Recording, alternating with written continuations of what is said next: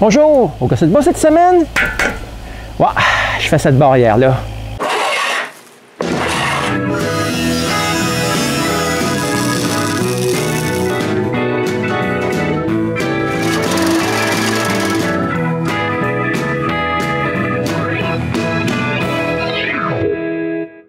Ouais, j'avais besoin d'une barrière en métal pour le chalet. Puis je commence par dessiner quelque chose pour voir de quoi ça va avoir de l'air et aussi pour voir si ça va convenir. Puis voici ce que j'ai dessiné. Ouais, ça devrait être parfait. Ouais, mais il faut le faire maintenant. La première chose que je fais après avoir reçu mon métal, c'est de couper le gros tube carré aux longueurs que j'ai besoin.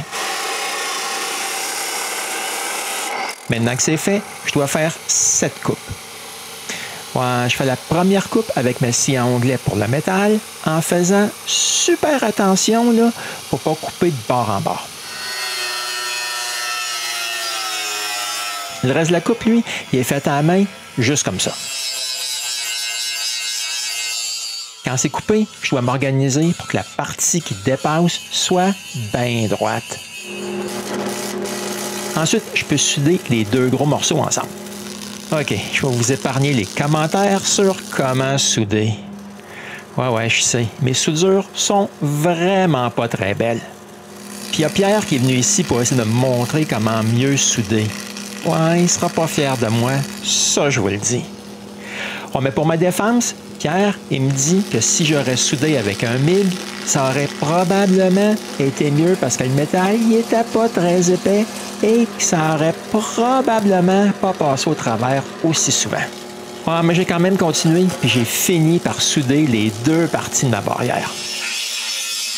Ouais, mais c'est pas fini. Faut que j'essaye d'embellir mes soudures. Maintenant que les gros morceaux sont soudés, il reste quand même 4 autres supports à faire. La première chose à faire, c'est de les couper.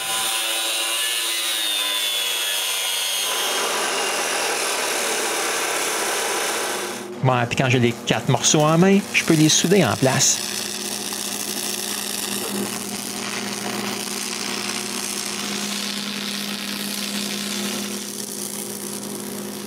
Ouais, mais j'ai pas terminé avec la soudure. Je dois aussi souder des petits bouts de tuyaux pour m'aider plus tard. Ah, vous allez voir ça. Il faut aussi le mécanisme qui va verrouiller les deux parties ensemble.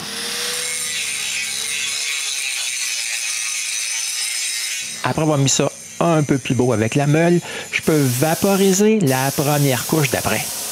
Ouais, puis une chose que je peux dire, c'est que vaporiser de la peinture, c'est bien plus facile que de souder tout ça. Pendant que je vaporise, René utilise un pinceau, ses poteaux ronds. Ouais, mais j'ai pas fini. Je dois aussi faire une poignée. Je vais faire avec un bout de cèdre qui me reste d'un autre projet. Après avoir trouvé le centre, je coupe les 4 coins. Je l'installe sur le tour et je tourne la poignée. En passant, là, appréciez cette petite partie qui contient du bois, parce que c'est la seule de tout l'épisode. Quand j'ai un cylindre, je perce un trou pour la tige filetée et je finis la forme que je veux pour ma poignée.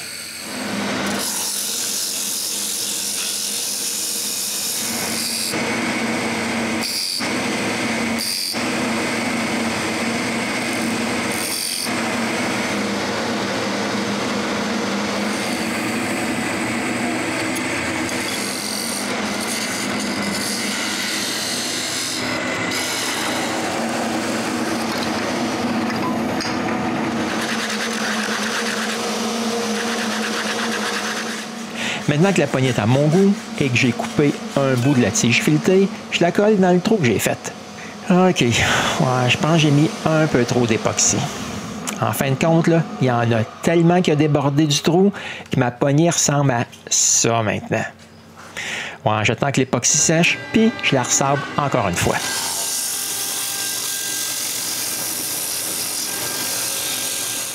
Maintenant, je peux appliquer 2 couches de vernis extérieur sur ma poignée. Bon, on est enfin prêt à partir pour le chalet. Ouais, puis comme à mon habitude, on part pas à l'ège. J'ai la barrière et 15 poches de ciment au fond de la boîte du camion. Puis ça, c'est sans compter tout ce qu'il nous faut pour le mois qui est à l'intérieur du camion. Rendu au chalet, la première chose que je fais pour installer la barrière, c'est couper le dessus de mon baril qui était percé, que j'ai enlevé de mon quai flottant parce que j'ai besoin d'un contenant pour ramasser le sable qu'il nous faut pour faire le béton qui va retenir la barrière en place. Avec ce beau baril, c'est facile de le remplir de sable. Encore une fois, j'ai la job facile. Ouais, parce que Renée, elle, ramasse des roches. Puis ça, c'est long. Chaque roche est ramassée à la main, une par une. Quand je finis, moi aussi je commence à ramasser des roches. On passe les 2 prochaines heures à ramasser 25 chaudières de roches. On peut mieux les voir ici, dans la boîte du camion. Ouais, puis si je regarde mes pneus, je pense que je vais enlever tout ça de là tout de suite. Quand les 25 chaudières sont par terre, il faut aussi vider le sable. Ouais, comme le baril est bien trop lourd pour être déplacé, j'en vide les 2 tiers avant de le faire tomber par terre. Maintenant, je vais déplacer ma bétonnière près de l'endroit où va être la barrière. Oui, c'est vrai, le baril est en fonte. Puis en passant, c'est pas mal lourd. Mais il est bien plus facile à déplacer que la base. Parce qu'avec cette forme-là, c'est pas facile. Mais on y arrive quand même et on peut réassembler le tout. Mais les trous pour les poteaux, là, sont pleins d'eau. Il faut les vider et ça, c'est parfait parce que ça va nous donner assez d'eau pour faire notre béton. Et on peut commencer par mettre en place le premier poteau. On met quelques roches pour s'assurer que le bas, il ne bougera pas. Après avoir glissé la barrière par-dessus le poteau, je peux planter un piquet pour attacher tout ça bien droit. Ouais, mais il commence à mouiller juste un peu trop. On doit arrêter pour la journée. Le lendemain, on place l'autre côté en place. Ouais, mais c'est pas mal évident que c'est un peu trop haut si on le compare à l'autre côté. On enlève donc la barrière et en utilisant le poteau lui-même, je pousse la roche qu'on avait mis au fond pour la renfoncer. Éventuellement, on peut voir que le poteau est à la même hauteur que l'autre barrière.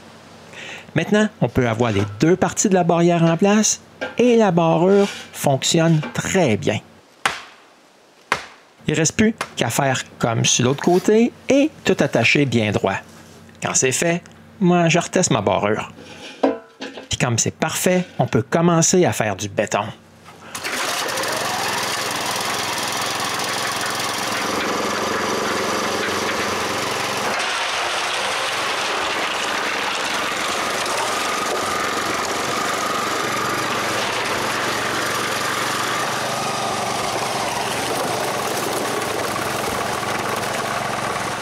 On commence par remplir les 2 petits trous, qui en fait là, sont des poids pour les chaînes de renfort de la barrière.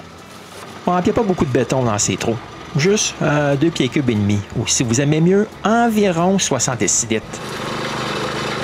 Ensuite, on peut remplir les 2 gros trous. Ça a pris un peu plus de temps, parce qu'en tout, il y avait 5 pieds cubes ou 145 litres par trou. Mais maintenant que c'est fait, il faut faire le plus déplaisant. Nettoyer la bétonnière et tous les outils. Le lendemain, on fait super attention puis on enlève un côté. Ouais, parce qu'on a besoin d'espace pour passer, pour tout rapporter vers le chalet. Puis on attend un autre jour. Maintenant que le béton a 2 jours, j'enlève l'excès du ponceau et Renée peinture les poteaux. Ouais, parce qu'à la maison, là, on avait juste mis 2 couches d'après. Quand Renée a fini de peinturer les 2 poteaux, on remet les 2 morceaux de la barrière en place. Et on les peinture ensemble. Quand la peinture est un peu sèche, là, on installe les chaînes qui vont aider à retenir le poids des barrières quand elles seront fermées. Quand la peinture est vraiment sèche, on donne la 2e couche.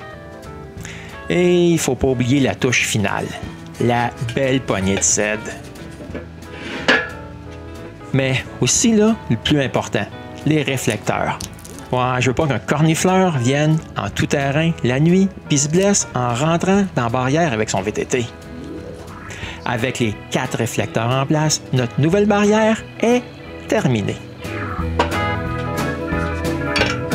Même si mes soudures là, sont pas très belles, le produit final fera la job pour laquelle il a été conçu. OK, je sais qu'il n'y a pas grand-chose en bois dans cet épisode, mais je vous promets qu'il y en aura plus dans plusieurs autres. Mais pour voir ça, vous serez forcé de revenir me voir au Casseux de bois.